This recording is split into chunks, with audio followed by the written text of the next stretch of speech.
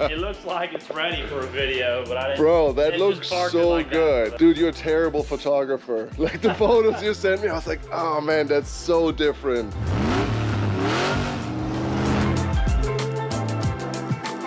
All right, guys, we just got here to Follow Parts. We're picking up sushi. The rear shocks were completely clapped out and they had absolutely, like, didn't do their job at all anymore. So we replaced them here with some Bielstein shocks. Follow Parts offered their help. Now we're here to pick her up.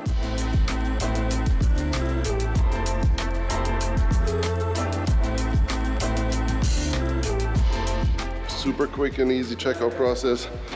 Just got the keys and I'll be back here Friday for a car show that they're putting on. How sick! Jeep's on the cover. This is the Follow Parts of my choice. It's the one closest to my house in Kennesaw, Georgia. I'm usually attending all of the events, car shows, whatever. I'm good friends with these guys. They're all really, really awesome. All right, guys, it is another day. We are on our way to Mikey Grubb, participant in the 24 Hell and Back in Oklahoma. We featured countless vehicles that he built on our channel before. He's building a lot of high-end vehicles recently. So I figured who better to call to take care of some custom work for sushi than Mr. Mikey Grubb. Talk about bumpers, sliders, maybe a chop of the bed to make it a little bit shorter. Hooray. Oh yeah. Oh, you haven't seen her yet, yeah? We made it to Mikey's place and we just looked over the Toyota and I think we got a game plan together. If you guys want to get a little sneak peek of the fab skills that this gentleman here has, let's go check out Carter's YJ. This thing rolled in here as a pretty beat up YJ. This thing definitely wasn't in its prime anymore. Yeah, Carter was not easy on it for sure. Yeah. Which we ended up, his original YJ frame was so twisted and been through so many renditions, we ended up just scrapping it and just building one from scratch, which was a lot easier than trying to repurpose his old. Yeah, about a week and a half later. What's up, man? Good to see you. Yeah. Toyota done? Yeah, Toyota's done. It's out back. Dude. It looks like it's ready for a video, but I didn't. Bro, that looks so good. Dude, you're a terrible photographer. Like the photos you sent me, I was like, oh man, that's so different.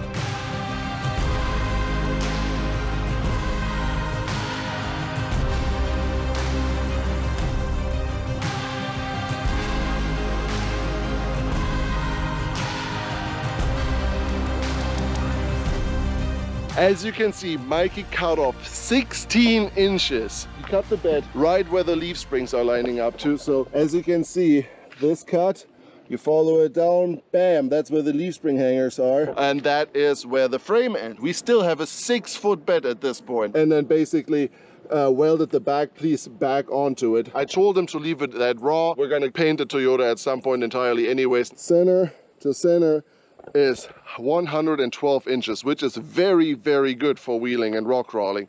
I think that's a phenomenal wheelbase for a truck like that.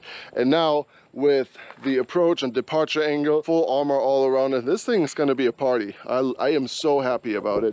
And again, 3 15-inch tires. Like, the truck looks like it's sitting on massive tires. Mikey nailed exactly what I wanted to achieve with this truck. I didn't want to have this big lip front bumper. I wanted an improved approach angle, or at least give me the best approach angle that we can possibly have, while fitting the 9.0 RC Warn winch in there, which that was a challenge by itself. That's a very small, super high capacity winch, one of the fastest winches that Warn offers, a straight up rock crawling competition winch, so you have to make it work somehow. And there's a radio in the way, there's a frame, there's a steering box, there's all kinds of stuff that usually prevent you from having a bumper this tucked in. So Mikey did a phenomenal job. It's almost flush with the grill. It's unbelievable what this guy did. He kind of cut the original bumper apart and tucked it behind it to close that gap up, which I really like. Super cool touch, brings back a little bit of the old school Toyota parts into the mix. We're gonna do something a little bit different with the winch control box. Mikey built a super sick set of bumpers, sliders, bobbed the bed, and put that brand new Warn 9.0 RC rock crawling winch in the front bumper,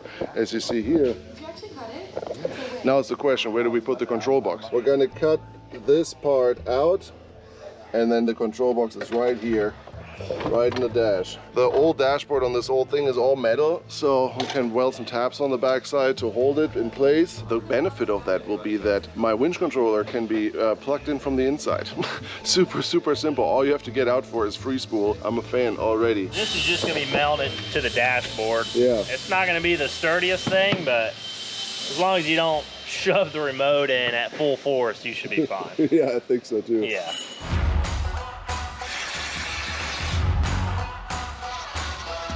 A couple minutes later, we got a tab cut out.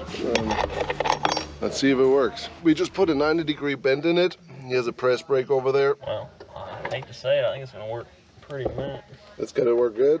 Yeah, I mean, I'll tack it. We'll see how stir. I think it'll be fine. Yeah. Yeah, you have all the cable stuff, right? Yeah, I got that. Okay. Yeah, Mikey went shopping and bought new wiring cables for the control box, since we have to extend that in order to reach from right here through the engine bay, through the firewall, into the interior.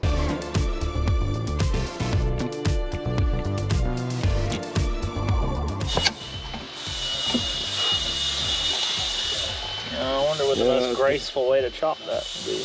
Trick is now to saw the cover off right where we need it without breaking it. This thing is so dry rotted and so old that I'm afraid as soon as you put any kind of force on it, you're just gonna crack it and break it.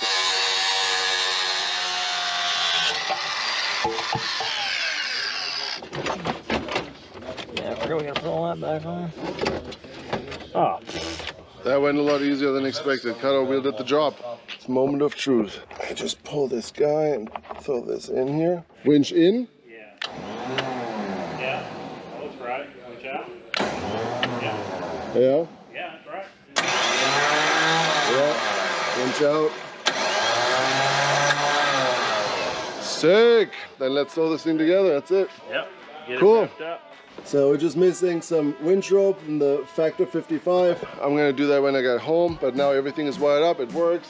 Yep. Dude, freaking turned out amazing. No What do you problem. think? Like, what do you think? I think it's perfect. That's perfect. Super clean, Yeah. minimal. So I think Toyotas need minimal. Yeah. So I think Yeah, it's dude, good. that spot on the dashboard was available anyways, and now I can stay dry while I winch, and I don't have to wire my winch to my dashboard because why? This is the budget version of that. Dude, it looks so good. So now that we're back home, I'm gonna throw on the worn winch line and my Factor 55 Ultra. Look at this fancy thing. Such a nice piece of equipment. Bright red, it's gonna look cool. I am waiting on some Seymour paint to arrive, some real special stuff, but I'm gonna tell you about that stuff here in just a little bit, so stay tuned.